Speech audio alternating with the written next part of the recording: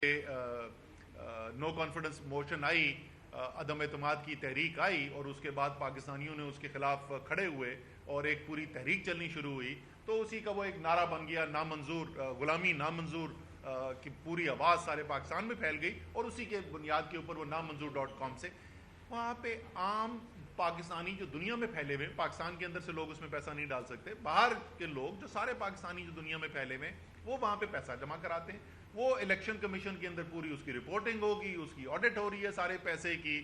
उसको ये कह रहे हैं गैर कानूनी। गैर कानूनी नहीं है ये गैर कानूनी नहीं है, ये इनके सियासी मौत नजर आ रही है। इनको नजर आ रहा है कि अगर आम आदमी पाकिस्तानी वो इमरान खान को पैसा दे के ये जो पूरी तहरीक चल रही है इसको तहरीक को चलाएगा, तो फिर इन्होंने जो चंद ताकतवर तबके के लोगों ने पाकिस्तान को शिकंजे में जकड़ा हुआ है, फिर ये किधर जाएंगे।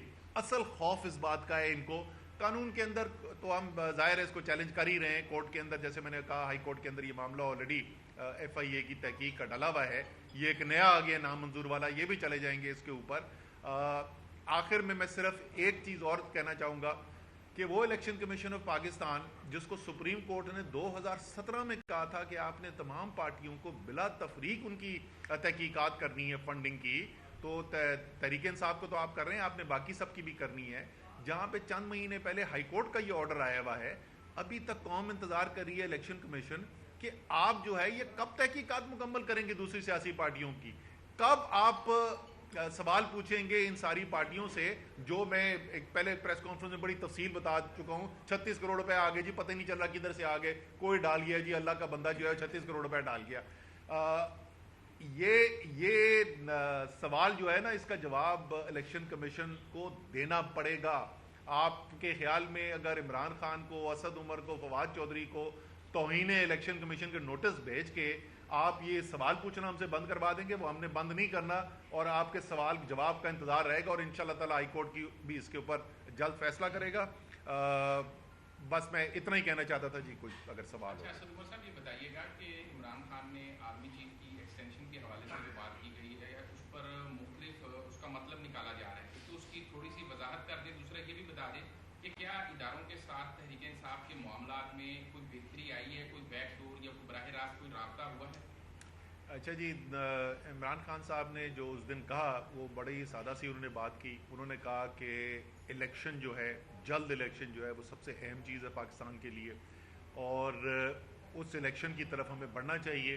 और ये सिर्फ इमरान खान का नहीं, मेरे ख्याल में कोई भी पाकिस्तानी जो इस वक्त पाकिस्तान की सूरत हाल, खुसूसी तौर पर पाकिस्तान की मईशत की सूरत हाल को समझता है, उसको पता होगा कि शायद पाकिस्तान इस वक्त ख़तरनाक तरीन सूरत हाल का सामना कर रहा है, जहाँ IMF का मायदा होने के बावजूद रोज़ाना की बुनियाद पर रुपया जो है वो कमज़ोरी दिखा रहा है और गिरता चला जा रहा है। और इससे महंगाई का जो पहले तूफ़ान आया हुआ उसमें मज़ीद ख़राबी होने जा रही है। बहुत ही इंतहाई ख़तरनाक सूरत हाल है इस वक्त। उन्होंने ये बात की थी और उन्होंने ये कहा कि क्योंकि ये जल्द इलेक्शन होने, इसलिए इस इलेक्शन के बाद आर्मी चीफ की अपॉइंटमेंट होनी चाहिए जो भी अवाम से साथ मैंडेट लेके आए, और एक ऐसी हुकूमत जिसकी लेजिटमेसी कोई नहीं है, जिसको पाकिस्तान के अवाम मानते ही नहीं है कि ये इक़्तिदार में किसी कानूनी तरीके से या किसी इखलाकी जवाज़ के साथ आए, इनको नहीं करनी चाहिए। और अगर उसका मतलब है कि कुछ अरसे के लिए एक्सटेंशन करनी पड़ता है, एक्सटेंशन कर दें।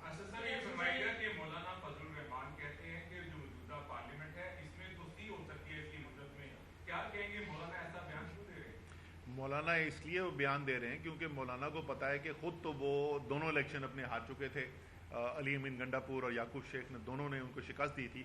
बेटा उनका असेंबली के अंदर पहुंच गया, उनको नज़र ये आ रहा है कि अगले इलेक्शन के अंदर बेटे ने भी बचना, तो ज़ाहिर है मौलाना की ख्वाहिश तो ये होगी कि जितना इलेक्शन से भागा जा सके उतना भागा जाए। लेकिन मौलाना अकेले नहीं है इसके अंदर, इस वक्त तो पूरी PDM जो है इलेक्शन से भाग रही है। कराची की मुकामी हुकूमत का इलेक्शन आता है तो इलेक्शन कमीशन उससे भाग जाता है कि जी बारिशें हो गई, फिर उसके बाद 9 हलकों का इलेक्शन होने जा रहा होता है और ज़िमनी इंतखाबात सूबाई के हो रहे होते हैं, तो इलेक्शन कमीशन को सैलाब नज़र आ जाता है। उन ज़िलों में जहाँ पूरे ज़िले के अंदर कोई पानी का कतरा नहीं, कोई सैलाब का कहीं नज़र आया, वहाँ पे भी सैलाब नज़र आ जाता है। तो इस वक्त पूरे का पूरा ये जो निज़ाम है, ये इंपॉर्टेंट निज़ाम भाग रहा है इलेक्शन से। पंजाब हुकूमत जो है खान साहब भी इस तरफ का इजहार कर चुके हैं कि यहाँ पे कुछ किया जा रहा है, क्या कौन कर रहा है, इसके पीछे कौन है? दूसरा ये बताइएगा कि लॉन्ग मार्च जो होगा वो सितंबर में ही उन्होंने ऐलान किया, क्या 22 तारीख है उसकी? وہ تو چیئرمین صاحب تاریخ کا خود اعلان کریں گے. انہوں نے کہا میں سپتمبر میں اعلان کر دوں گا, وہ کس دن کرتے ہیں, کس دن کی تاریخ دیتے ہیں, وہ چیئرمین صاحب خود ہی کریں گے. لیکن پنجاب میں آج سنا ہم نے بھی ہے کہ کوشش دوبارہ ہو رہی ہے. یہ دیکھیں, یہ بڑی, جب آپ مشکل کے اندر چلے جاتے ہیں نا, اور صرف مشکل میں نہیں ہوتے, جس کو آپ یہ کہیں کہ آپ بالکل ہی بہتر جاتے ہیں, تو پھر آپ ایسی حرکتیں کرتے ہیں. یہ عمران خان کی مقبولیت میں اضافہ ہونا شروع کس دن سے ہوا تھا؟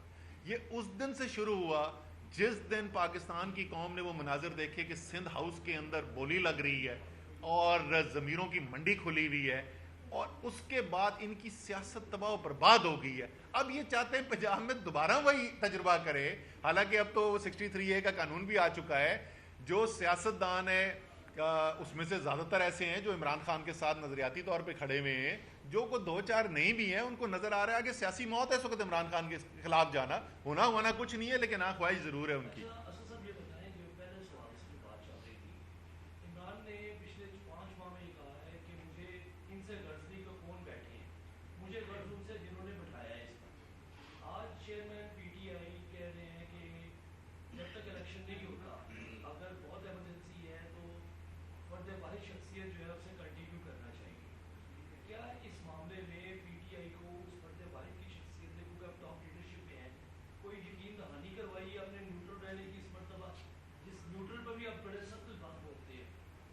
پہلی بات تو یہ ہے کہ دیکھیں, ہم اس امتحان سے گزر چکے ہیں. یہ 3.5 سال میں یہی بولتے ہیں نا کہ سلیکٹڈ ہیں, اور یہ تو ہم نہیں, یہ تو پی ڈی ایم کہتی تھی, روزانہ کی بنیاد پہ کہتی تھی. 3.5 سال کہتے رہے الیکشن جعلی تھا, سلیکٹڈ تھے. 17 جولائی کو کوئی رہ تو نہیں گیا کہ کسی کو کوئی شک ہو کہ اسٹیبلشمنٹ ہمارے ساتھ کھڑی تھی. 17 جولائی کو پنجاب کے اندر جو الیکشن کے رزلٹ آئے ہیں, جو اس کے بعد NA 245 میں کراچی کے اندر نتیجہ آیا ہے, جس طریقے سے الیکشن سے یہ بھاگ رہے ہیں, اس سے کسی کو یہ شک نہیں ہونا چاہیے کہ عمران خان کو کسی خلائی مخلوق کی ضرورت نہیں ہے. اس کو صرف عوام کی طاقت کے اوپر وہ سیاست پہلے بھی کرتا تھا اور آج بھی کر رہا ہے. تو عمران خان کا تو جہاں تک یہ تعلق ہے, یہ دار و مدار 100% جو ہے وہ عوام کے اوپر ہے. جہاں تک آپ نے بات کی, وہ فرد واحد کی بات نہیں کرے, وہ یہ نہیں کہہ رہے کہ ان کا ہونا جو ضروری ہے, وہ یہ صرف کہہ رہے ہیں کہ جو ایک پاکستان کی, چاہے آپ کو اچھا لگے نہ اچھا لگے, بٹ پاکستان کی ایک اہم ترین اپوائنٹمنٹ جو ہوتی ہے, وہ اہم ترین اپوائنٹمنٹ ایک ایسے حکومت کو نہیں کرنی چاہیے جو کہ ایک سازش کے تحت ایک امپورٹڈ حکومت ملک کے اوپر مسلط کی گئی ہو, جس کو پوری قوم مسترد کر گئی ہے. اس کو یہ فیصلہ کرنا چاہیے, فیصلہ اس کو کرنا چاہیے جو عوام سے مینڈیٹ لیتا ہے.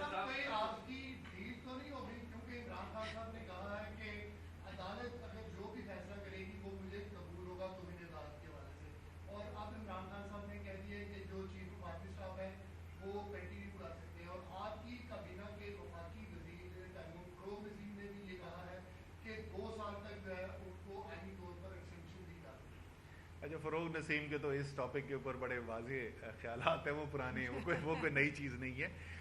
عمران خان صاحب نے کہا ہے کہ جو بھی فیصلہ کرے گی عدالت کو وہ ان کو منظور ہوگا. مجھے بتائیں عدالت کا کون سا فیصلہ آج تک عمران خان نے نہیں مانا؟ عمران خان تو نواز شریف نہیں ہے کہ جس کو فیصلے کا خطرہ ہو تو جتھے جو ہیں پنجاب ہاؤس میں تیار کر کے سپریم کورٹ پہ حملہ کرا دیا جائے. عمران خان وہ تو نہیں ہے کہ جو چیف جسٹس قابو نہیں آ رہا ہو تو کوئٹہ بینچ کے اندر بغاوت کرا کے چیف جسٹس بدل دیا جائے. عمران خان وہ تو نہیں ہے کہ جہاں چیف آف آرمی اسٹاف آپ کے قابو نہ آ رہا ہو تو ایک کو جو ہے وہ BMW بیچ کے اس کو خریدنے کی کوشش کی جائے, پھر دوسرا ہوا میں معلق ہو تو پیچھے جو ہے وہ اس کو فارغ کر دیا جائے. عمران خان تو اداروں کا احترام کرنے والے, قانون کا احترام کرنے والے انسان ہیں. جس وقت سپریم کورٹ نے فیصلہ کیا, ایک منتخب وزیر اعظم بیٹھا ہوا, پوری کیس لا ہسٹری پاکستان کی یہ کہتی تھی کہ عدالتوں نے اسمبلی کے اندر فیصلوں کو, اسپیکر کے فیصلوں کو چیلنج نہیں کیا ہے. اس کے باوجود جس دن سپریم کورٹ نے فیصلہ کیا کہ نہیں جی ہم نے تو اسپیکر کے فیصلے کے خلاف جانا ہے اور ہم نے فیصلہ دے کے عمران خان کو گھر بھیج دینا ہے, تو عمران خان نے ڈائری اٹھائی, پین اٹھائی, صرف سوال یہ پوچھا کہ کوئی رہ تو نہیں گیا اور وہ گھر چلا گیا تھا. وہ تو ہمیشہ سے اس میں کوئی ڈیل کی ضرورت نہیں ہے. عمران خان کی ساری سیاست ہی قانون کی حکمرانی کے لیے. ایک کر لیں. پرائم منسٹر آفس کو آپ لوگوں نے مضبوط کیا تھا, اختیارات دیے تھے کہ جو اہم سیکرٹری ہے جو ان کا